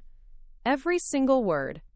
Derek admitting to planned perjury, Lauren confessing to premeditated theft, both of them detailing their conspiracy to destroy my life and reputation. This changes everything. Yes, it does. Tomorrow, we take this recording to Patricia and make sure Derek and Lauren face the consequences of their own words. What about tonight? What about the dress? I looked back toward Lauren's apartment building, thinking about my grandmother's gown hanging in Lauren's closet, waiting to be worn at a wedding built on lies and betrayal. Tonight, we go home and prepare for war. Because tomorrow, Derek and Lauren are going to learn that their biggest mistake wasn't stealing my husband or my dress. Their biggest mistake was underestimating what I'm willing to do to fight back. Patricia Kim's office felt different when Natalie and I arrived the next morning. The autumn sunlight streaming through the windows seemed brighter, more hopeful, as if the universe itself knew we were about to turn the tables on Derek and Lauren's carefully orchestrated deception. "You look like the cat who ate the canary," Patricia observed as we settled into the chairs across from her desk. "Please tell me you have good news." "Better than good," I said, pulling out my phone. "I have Derek and Lauren confessing to everything in their own words." Patricia's eyebrows shot up. Everything? Theft, perjury, conspiracy, systematic deception, workplace fraud, and threats to destroy my reputation with fabricated evidence. All recorded last night outside Lauren's apartment. I played the recording, watching Patricia's expression shift from professional interest to barely contained excitement as Derek and Lauren's voices filled the room. When Derek's dismissive comment about my usefulness echoed from the phone's speaker, I saw Patricia's jaw tighten with the righteous anger that made her such an effective advocate. "This is devastating," she said when the recording ended. "They've just handed us everything we need to destroy their credibility completely." Derek's admission of planned perjury alone is enough to get him charged with a felony. "What happens now?" Natalie asked. "Now we go nuclear." "I'm calling Derek's attorney this morning to inform them that we have recorded evidence of their client's intention to commit perjury. I suspect they'll drop the gift claim immediately rather than risk criminal prosecution." "And Lauren?" "Lauren is about to discover that theft of property over $5,000 is a felony in Vermont. Combined with this recording, she's looking at serious criminal charges and civil liability that could bankrupt her." I felt a surge of satisfaction that surprised me with its intensity. For days, I'd been the victim, the betrayed wife scrambling to defend herself against accusations and lies. Now, for the first time since this nightmare began, I was the one holding all the cards. "There's something else," I said. "Derek threatened to destroy my reputation with fabricated secrets. I want that on record, too." "Absolutely. Threatening to defame someone to coerce them into dropping a legal claim is extortion. Your ex-husband is racking up felonies faster than parking tickets." Patricia spent the next hour drafting documents, making phone calls, and preparing what she called our shock and awe campaign. By noon, Derek's attorney had been served with copies of the recording and noticed that any attempt to proceed with perjured testimony would result in immediate criminal referral to the district attorney's office. The response came within 2 hours. Derek was dropping all claims about the dress being a gift and would ensure its immediate return to avoid prosecution. His attorney also included a groveling note about their client's temporary lapse in judgment and his desire to, quote, "resolve this matter amicably." "Temporary lapse in judgment," Natalie snorted when Patricia read the letter aloud. "A year-long affair followed by theft and planned perjury. That's one hell of a lapse." "What about Lauren?" I asked. "Lauren's more complicated. She doesn't have an attorney yet, and she's not responding to our attempts to contact her. We may need to have her arrested to get her attention." The thought of my sister being arrested should have troubled me more than it did. Instead, I felt only a cold satisfaction. Lauren had spent years positioning herself as the favored daughter, the one who could do no wrong, the sister everyone loved more. Now she was about to learn that family name and childhood popularity couldn't protect her from the consequences of felony theft. My phone buzzed with a text message from Derek. "We need to talk. Meet me at Maple Grounds at 4 p.m. Come alone." I showed the message to Patricia, who shook her head immediately. "Absolutely not. The man just got caught planning to commit perjury and threaten you with extortion. You're not meeting him anywhere without representation." "What if he's ready to negotiate? What if he wants to make this all go away? Then he can do it through proper legal channels." "Cassie, this man has already proven he'll say anything to get what he wants. Don't give him another opportunity to manipulate you." But something about Derek's message intrigued me. The tone was different from his usual commanding style. He sounded almost defeated. I wondered if hearing his own words played back by his attorney had finally shown him the scope of what he'd done. "What if I go, but not alone?" I suggested. "What if Natalie comes with me, stays close enough to intervene if needed?" Patricia considered this. "It's risky, but if you're determined to meet with him, having a witness present would be wise. Just remember, anything he says is likely to be self-serving. Don't let him convince you to drop the charges or accept a settlement that's less than what you deserve." Maple Grounds was nearly empty when I arrived at 4 o'clock. The afternoon crowd had dispersed, leaving only a few students from the university hunched over laptops and an elderly couple sharing a piece of apple pie. Derek sat in the corner booth we'd often occupied during our dating years, back when I'd believed his ambitious talk about building an empire and his promises about our future together. He looked terrible. His usually pristine appearance was disheveled, his shirt wrinkled, his hair uncombed. There were dark circles under his eyes, and his hands shook slightly as he lifted his coffee cup. This wasn't the confident entrepreneur who'd swept me off my feet 3 years ago. This was a man who'd just realized the full scope of his mistakes. Cassie. He stood as I approached, then seemed to think better of whatever gesture he'd been planning. "Thank you for coming." I slid into the booth across from him, noting that Natalie had positioned herself at a table near the window, where she could see everything but wouldn't be obvious. The recording app on my phone was already running. "Your attorney called mine," I said without preamble. "Something about dropping your perjury claims and returning my property immediately." Derek winced. "You recorded us. You confessed to multiple felonies. What did you expect?" "I expected." He paused, seeming to struggle with the words. "I expected you to be hurt and angry, but I didn't expect you to fight back like this." "This isn't like you, Cassie." "You mean it's not like the naive woman you married, the one who trusted you completely and never questioned your lies?" "You're right. That woman is gone. I never meant for it to go this far. The affair, yes, but not the rest of it. Not the lies about the dress, not the threats. Lauren pushed for those things. I just went along with them because I was trying to protect what we had." The immediate deflection to Lauren was so predictable I almost laughed. Derek had always been skilled at shifting blame when his plans went wrong. When his business ventures failed, it was because his partners didn't share his vision. When deadlines were missed, it was because his employees hadn't worked hard enough. Now that his criminal conspiracy was unraveling, it was Lauren's fault for being too aggressive. "You proposed to her, Derek. You gave her a job at your company specifically so you could continue your affair. You planned to commit perjury to help her steal my grandmother's dress. Don't try to blame Lauren for your choices." "You're right. The admission surprised me. I made those choices. I hurt you in ways that are unforgivable. But Cassie, if you pursue this, if you press charges and make this public, it's going to destroy more than just Lauren and me." "What do you mean?" "My business will collapse. The contracts I have, the employees who depend on me, the clients who trust me to handle their marketing campaigns. All of that goes away if word gets out about the affair and the criminal charges. You should have thought about that before you decided to risk everything for my sister."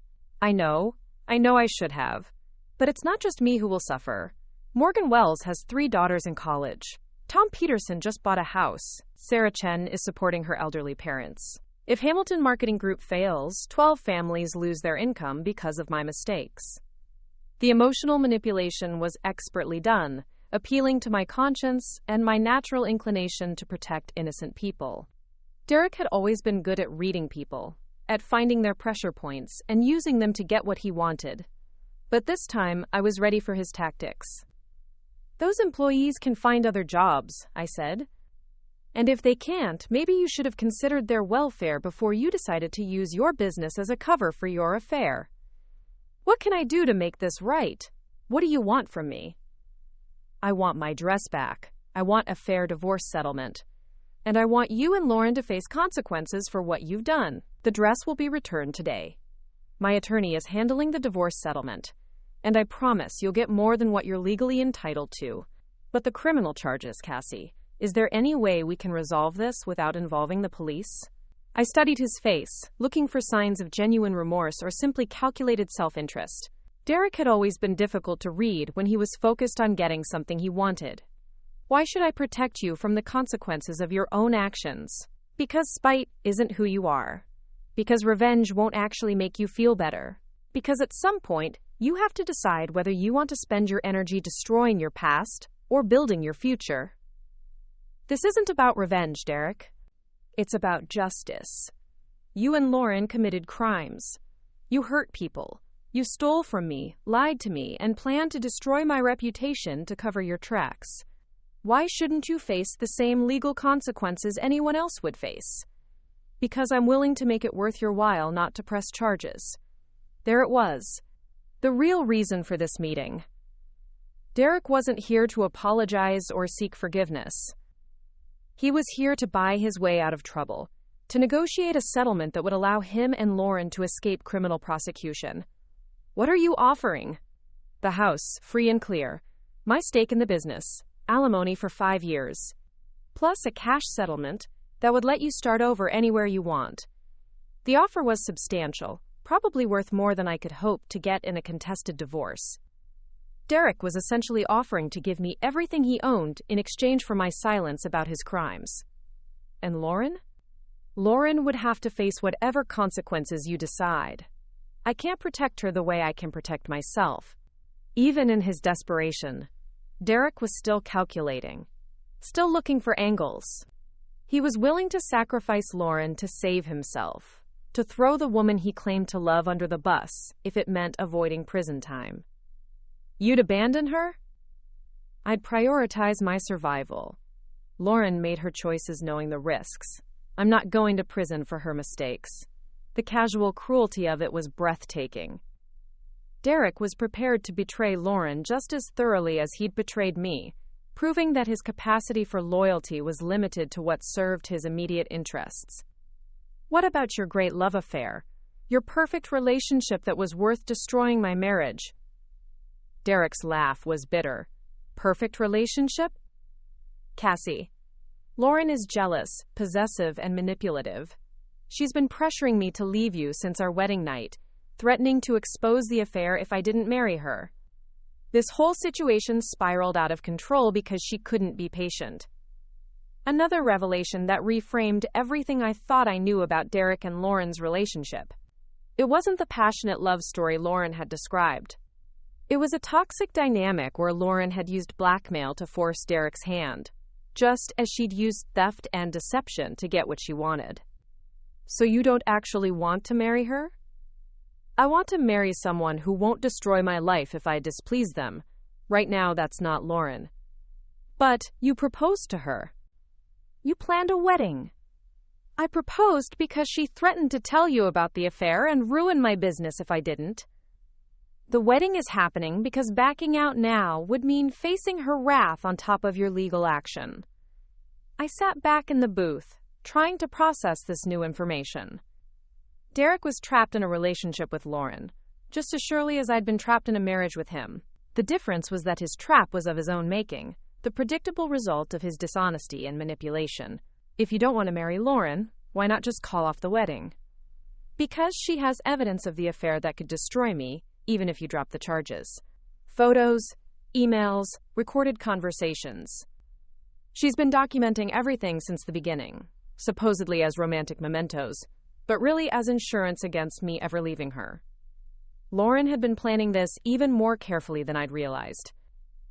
She hadn't just stolen my husband, she'd trapped him in a relationship he didn't want, using the same tactics of blackmail and manipulation that had destroyed my marriage. So your perfect love story is actually a blackmail situation. Lauren isn't the person I thought she was.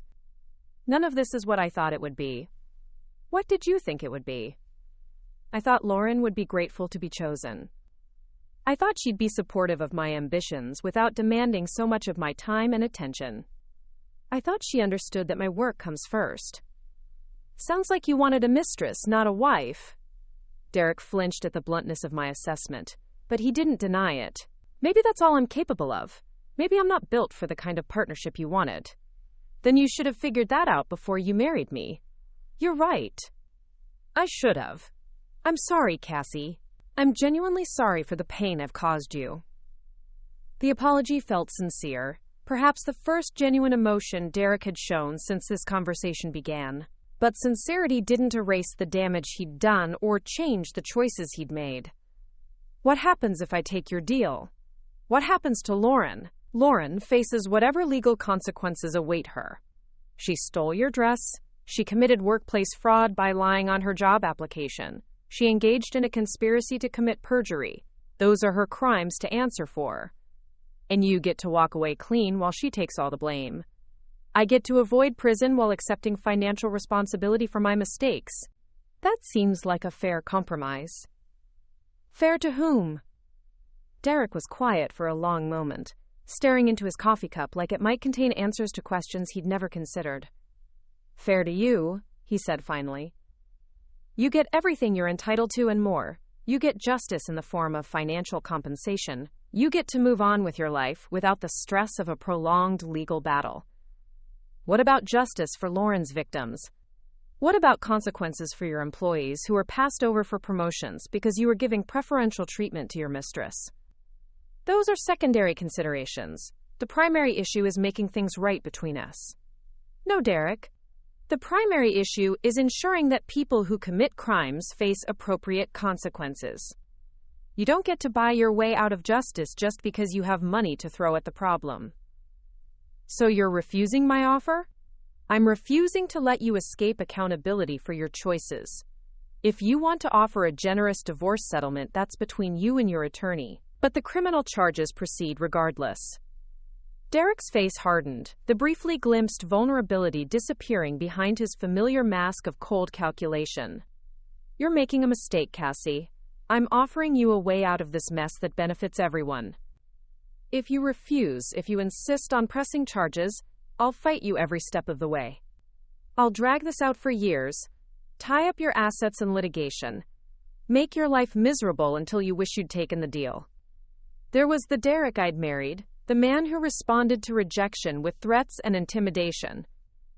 His momentary vulnerability had been just another manipulation tactic, a way to soften me up before delivering his ultimatum. Are you threatening me? I'm explaining the reality of the situation. I have resources you don't have. I can afford better lawyers, longer court battles, more expensive strategies. You're a public school teacher with limited savings. How long do you think you can afford to fight me? As long as it takes. And Derek? I have something you don't have. What's that? The truth. And a recording of you confessing to multiple felonies. No amount of money can buy your way out of your own words. I stood up from the booth, leaving Derek sitting alone with his empty threats and hollow justifications. As I walked toward the door, I heard him call my name, but I didn't turn around. There was nothing left to say between us. Natalie was waiting by her car, her face grim. How did it go? Derek offered me everything he owns in exchange for not pressing charges. And I told him that justice isn't for sale. Come on, let's go. We have a dress to collect.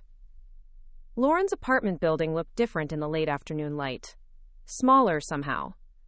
Less imposing than it had seemed during our confrontations.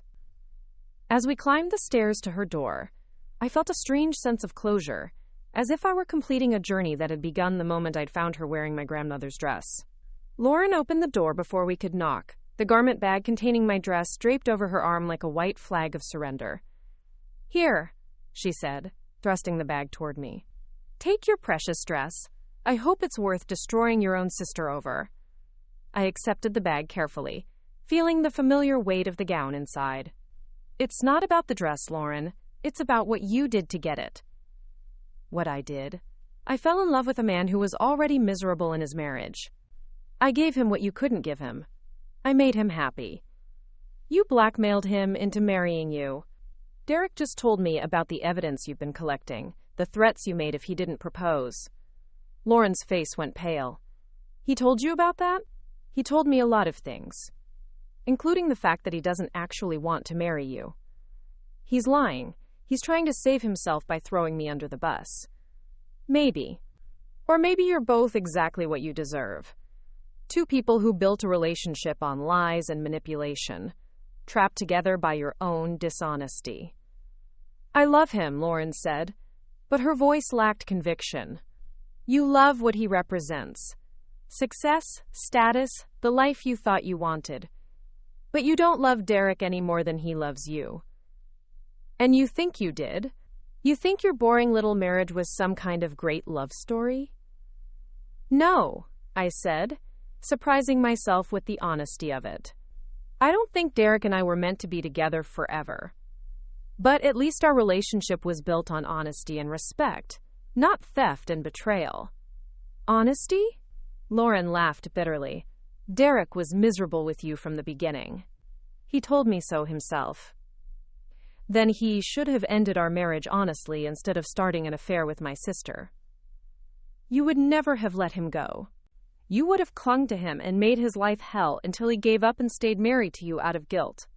The accusation stung because there was probably some truth to it. I had been fighting for my marriage, trying to fix problems I hadn't fully understood. If Derek had asked for a divorce, I might have tried to talk him out of it, to convince him that we could work through whatever was wrong. Maybe, I admitted, but that would have been my choice to make. You took that choice away from me by starting your affair in secret. I took what I wanted, just like you would have done if the situation were reversed. No, Lauren, I wouldn't have, because I understand the difference between love and possession. I turned to leave, then paused at the top of the stairs. The police will probably be here tomorrow to arrest you for theft. Derek's not going to protect you. He's already told me he's willing to let you face the consequences alone. You're lying. Ask him yourself. Call your devoted fiancé and ask him if he's planning to take responsibility for your crimes, or if he's planning to save himself. I left Lauren standing in her doorway, clutching the doorframe like it was the only thing keeping her upright. As Natalie and I drove away, I unzipped the garment bag just enough to see the ivory lace inside, to confirm that my grandmother's dress had been returned undamaged. How does it feel? Natalie asked as we pulled into my driveway. Like closing a chapter. This dress has been through enough trauma. It's time to take it home, where it belongs. That evening, I hung the dress carefully in my bedroom closet, smoothing the vintage lace and adjusting the delicate pearl buttons that had been part of my family's history for 7 decades. Tomorrow, I would take it to a professional cleaner who specialized in vintage garments, ensure that any trace of Lauren's touch was removed. But tonight, it was enough to have it home, to know that my grandmother's legacy was safe from further desecration. My phone buzzed with a text from Derek. Lauren says you told her I was abandoning her. That wasn't our agreement. I typed back quickly. We didn't have an agreement. You made an offer. I declined. What you do about Lauren is your business. This isn't over, Cassie. Yes, it is. Your threats don't scare me anymore, Derek. I know who you really are now. I blocked his number and turned off my phone. Tomorrow would bring new challenges, new battles in the war for justice and accountability. But tonight, I was going to sleep peacefully in my own bed, in my own house, surrounded by my own things, with my grandmother's dress safely returned to where it belonged. For the first time in a year, I felt truly free. 3 weeks later, I stood in the Burlington courthouse wearing my best navy suit and the pearl earrings that had belonged to Great-Aunt Catherine.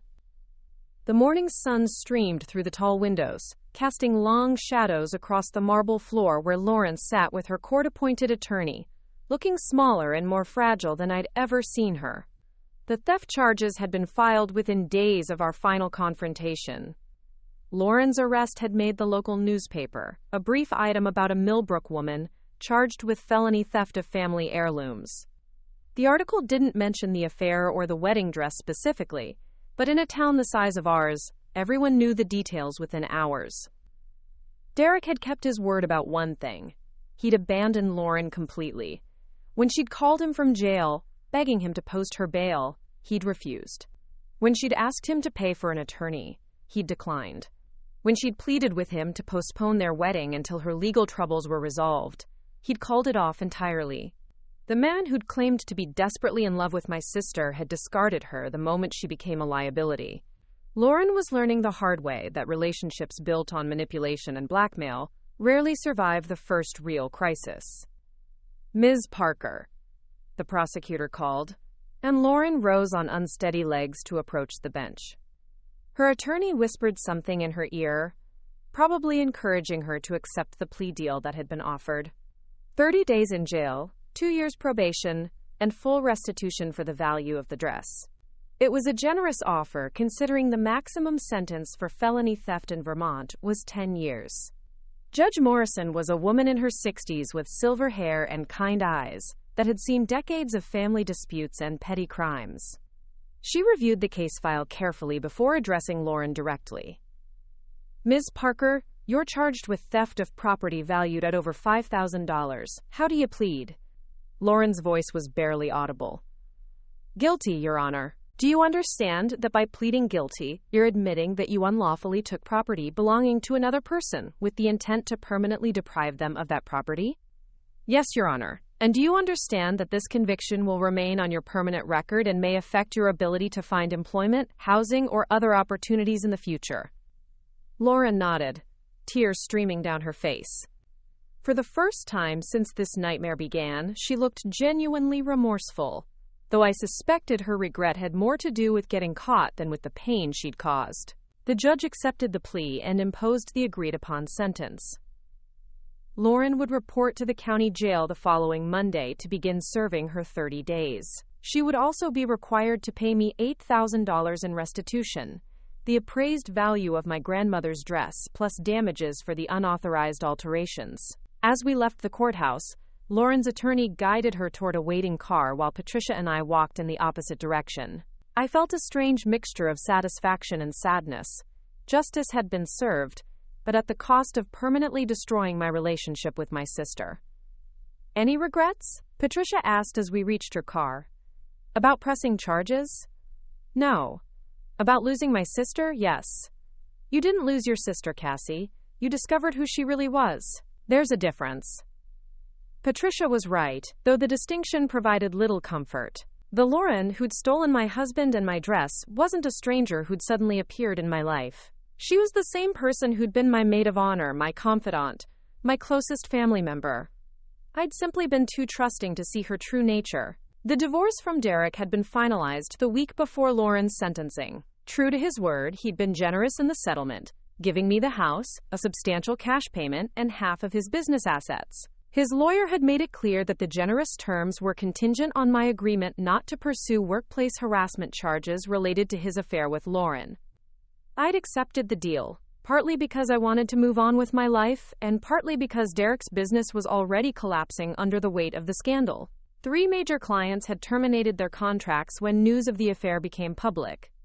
2 key employees had resigned, rather than work for a man who'd shown such poor judgment. Derek's reputation in the tight-knit Vermont business community was permanently damaged. He'd tried to salvage the situation by moving his operations to Boston, claiming he wanted to expand into a larger market. But everyone knew he was fleeing the consequences of his actions, trying to reinvent himself in a city where his history wouldn't follow him. Derek had called me once since the divorce was finalized, ostensibly to discuss the transfer of some remaining assets, but really to gauge whether I harbored any lingering feelings for him. "I know you probably hate me," he'd said, his voice carrying the same manufactured vulnerability he'd used during our coffee shop meeting. "I don't hate you, Derek. I feel sorry for you." "Sorry for me?" "You had a wife who loved you, a successful business, a good reputation in the community. You threw all of that away for an affair that turned into a blackmail situation.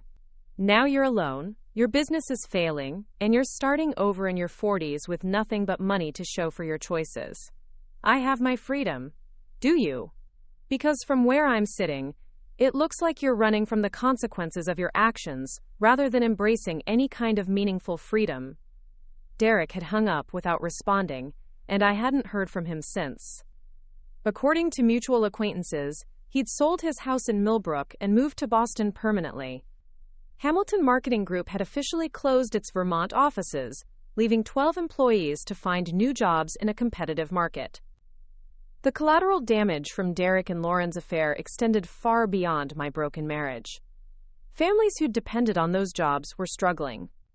The local business community had lost confidence in entrepreneurs who mixed personal drama with professional responsibilities.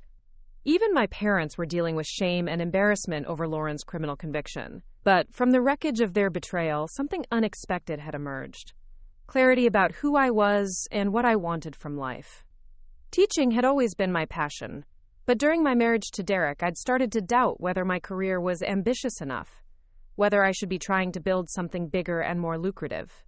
Derek's casual dismissal of my work as unimportant had planted seeds of insecurity that had grown into genuine self-doubt. Now, surrounded by the silence of my own house and the freedom to make decisions based solely on my own values, I remembered why I'd chosen education. The thank you notes from former students, the breakthrough moments when struggling readers finally grasped a concept, the privilege of shaping young minds during their most formative years. My work had meaning that Derek's endless pursuit of profit and status could never match. I'd started volunteering at the local literacy center, helping adults who'd never learned to read properly develop skills that would change their lives. The work was unpaid, but deeply fulfilling in ways that Derek would never understand. It reminded me that success could be measured in human connection rather than financial accumulation. The house felt different, too. During my marriage, I decorated it to appeal to Derek's tastes, choosing neutral colors and expensive furniture that looked impressive but felt cold.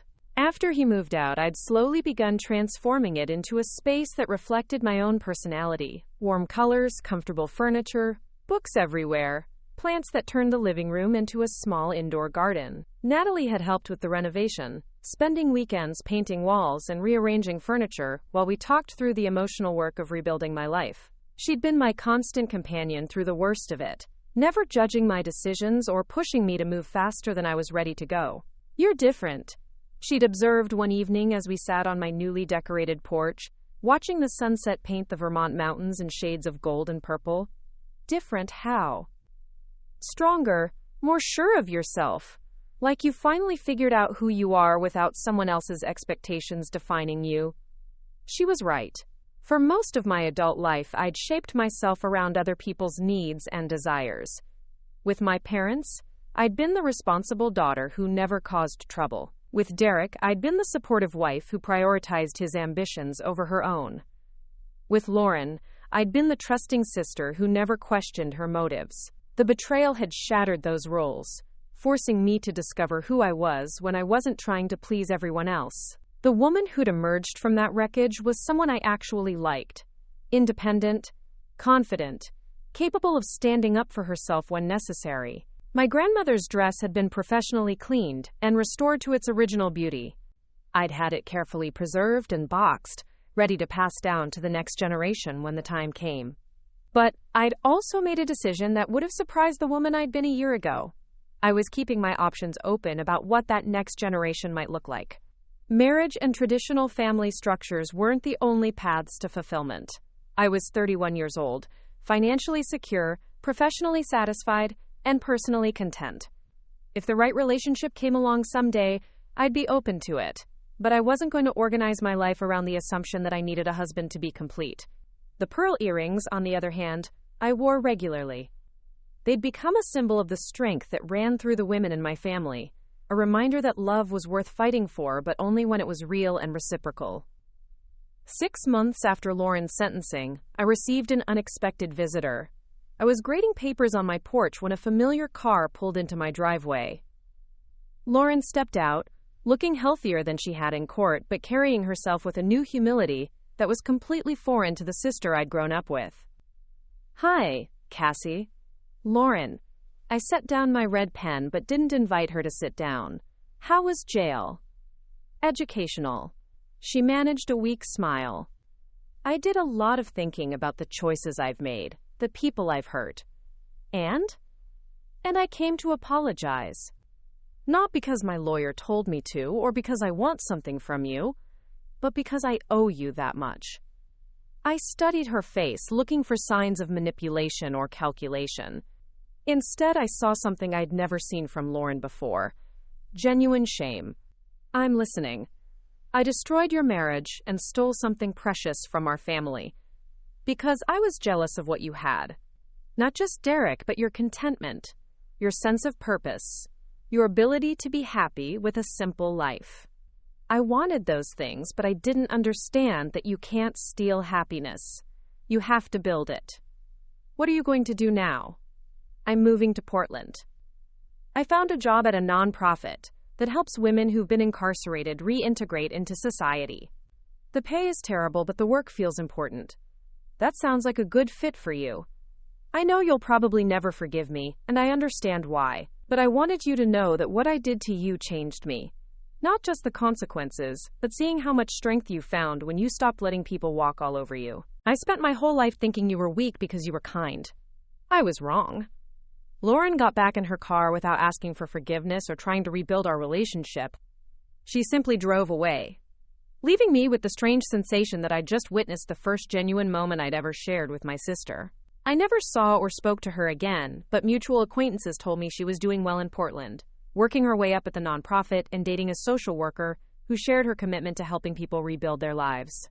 She'd apparently learned something from our family's destruction about the difference between love and possession. Derek, according to those same sources, had struggled to rebuild his business in Boston. The marketing industry was more competitive there, and his reputation for poor judgment had followed him despite his efforts to reinvent himself. He'd eventually taken a job with a larger firm, trading his entrepreneurial dreams for the security of a steady paycheck. I felt no satisfaction in either of their struggles. Their choices had consequences, but I'd moved beyond the need to see them punished. Justice had been served, and I was building a future that didn't depend on their failure or success. On the first anniversary of the day I'd found Lauren in my wedding dress, I hosted a dinner party for the friends who'd supported me through the crisis. Natalie, Patricia, my parents, my favorite colleagues from school, and neighbors who'd become genuine friends. We ate homemade lasagna on my back deck, while the autumn sun set behind the mountains, painting the sky in the same golden colors I'd admired during those dark weeks when my world was falling apart. To survival, Natalie proposed, raising her wine glass. To new beginnings, Patricia added. To choosing yourself, I said, and we drank to the hard-won wisdom that had emerged from betrayal and loss. Later that evening, after everyone had gone home and I'd finished cleaning up, I sat in my living room with a cup of tea and looked around at the life I'd built from the ashes of my marriage. Every piece of furniture, every book on the shelves, every plant in its carefully chosen spot reflected choices I'd made for myself, without considering what anyone else might think or want. It wasn't the life I'd planned when I'd walked down the aisle in my grandmother's dress, believing in forever and happily ever after, but it was a good life, built on authentic foundations rather than the shifting sands of other people's expectations. My phone buzzed with a text from a number I didn't recognize. Hi, this is Marcus from the Literacy Center. I know this is probably inappropriate, but would you like to get coffee sometime? You mentioned loving the bookstore on Church Street, and I thought maybe... I smiled and typed back. Coffee sounds lovely. Saturday at 10? His response was immediate. It's a date. Well, not a date unless you want it to be a date. I mean, coffee. Just coffee. Unless... I laughed out loud at his nervous rambling, recognizing something I'd almost forgotten existed. The possibility of connecting with someone who was genuinely interested in getting to know me, not using me or competing with me or trying to reshape me into someone else. Maybe this would lead somewhere, maybe it wouldn't. But for the first time in years, I was approaching a potential relationship as a whole person, rather than someone trying to fill the empty spaces in her life with another person's presence. Outside my window, the first snow of the season was beginning to fall, dusting the mountains with white and promising the quiet beauty of a Vermont winter.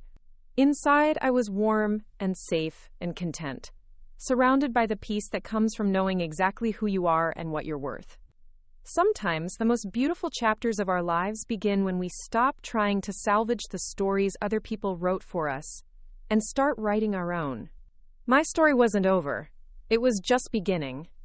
Up next, you've got 2 more standout stories right on your screen. If this one hit the mark, you won't want to pass these up. Just click and check them out.